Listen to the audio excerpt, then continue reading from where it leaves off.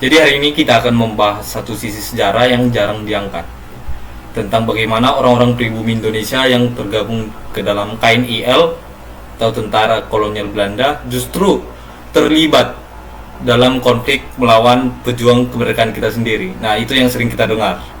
Tapi perlu diingat bahwa di video ini bukan untuk menghakimi, tapi untuk memahami bahwa sejarah Indonesia itu tidak selalu hitam putih. Ada banyak lapisan yang perlu kita gali bersama. Nah, yuk kita tonton bareng videonya, dan saya akan coba kasih sedikit insight berdasarkan sumber sejarah juga.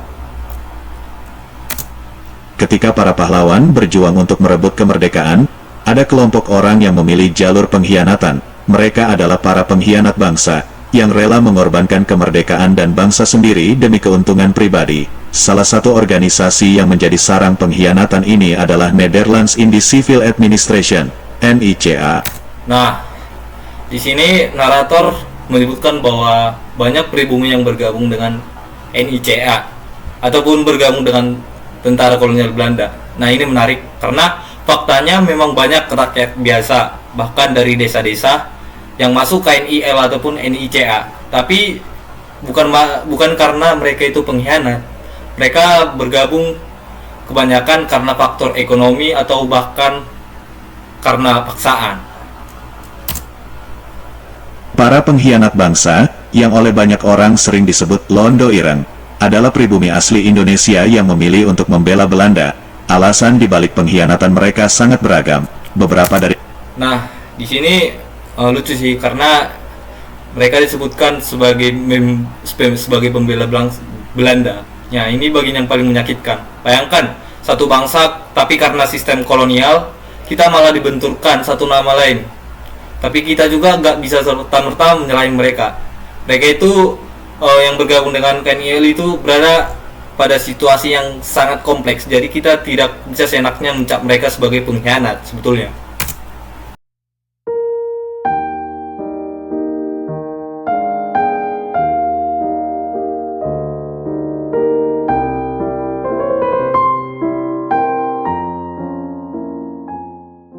Nah, banyak orang yang sebetulnya tidak tahu bahwasanya di salah satu contohnya di operasi Westerling di Sulawesi contohnya, banyak prajurit lapangan itu yang ternyata orang pribumi juga, tapi kekejaman dan komandonya itu datang dari atas, yaitu dari Belanda. Jadi mereka itu bukan kejam karena setia kepada Belanda, tapi melainkan pihak Belanda itu sendiri yang menunjukkan kekejamannya kepada bangsa pribumi dengan menggunakan pribumi sebagai senjata gitu.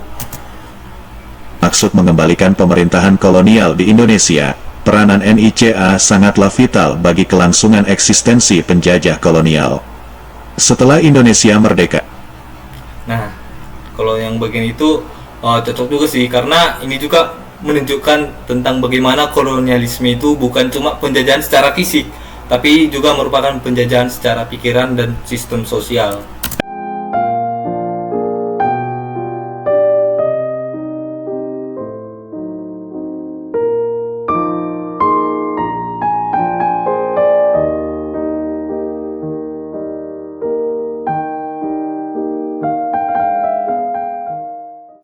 Nah, sebetulnya pertanyaan yang lebih tepatnya, gimana kita seharusnya melihat ini? Apakah mereka itu betul-betul pengkhianat? Saya rasa kita harus lebih hati-hati dalam menilai, karena banyak dari mereka adalah korban sistem. Mereka itu direkrut, dididik, dan dipekerjakan untuk kepentingan Belanda. Bahkan sebelum bangsa Indonesia ini menyatakan kemerdekaannya. Tapi sisi baiknya perlu juga untuk disorot, karena banyak juga mantan tentara KNIL yang kemudian berbalik arah dan membantu Republik, seperti contohnya Aha Nasution, Soeharto, bahkan Urip Sumoharjo dulunya juga sempat mendapat pendidikan militer dari Belanda.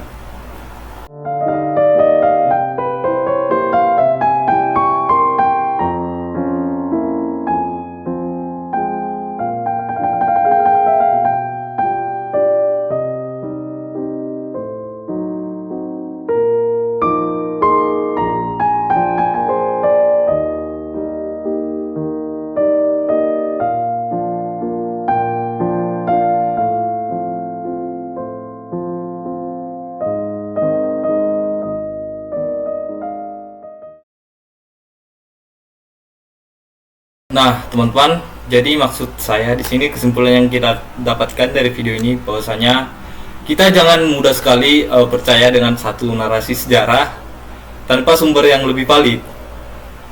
Seperti di video ini tadi dikatakan bahwasanya ada sumber yang menyebutkan ini, menyebutkan itu. Tapi saya menonton video ini dari awal sampai akhir, tidak ada satupun beliau mencantumkan sumber di video ini, ataupun adanya seperti arsip ataupun gambar yang dapat menceritakan tentang bagaimana keadaan ataupun suasana di masa lalu. Video ini justru menggunakan gambar-gambar AI dan mungkin juga menggunakan suara AI, narasi AI untuk menceritakan sejarah yang kurang akurat. Nah, jadi yang saya maksud sebetulnya sejarah itu rumit, dan justru karena itulah kita harus belajar supaya kita nggak gampang menghakimi dan bisa menghargai setiap perjuangan dari sudut pandang yang berbeda gitu.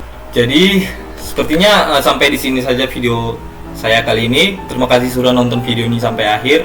Kalau kalian punya pandangan lain soal topik ini, atau ada keluarga kalian yang pernah menjadi bagian dari KNIL atau pejuang kemerdekaan, boleh banget share di kolom komentar tentang cerita dari nenek moyang atau kakek kita terdahulu. Oke, terima kasih. Mari terus belajar sejarah supaya kita nggak gampang diadu domba lagi. Bye bye.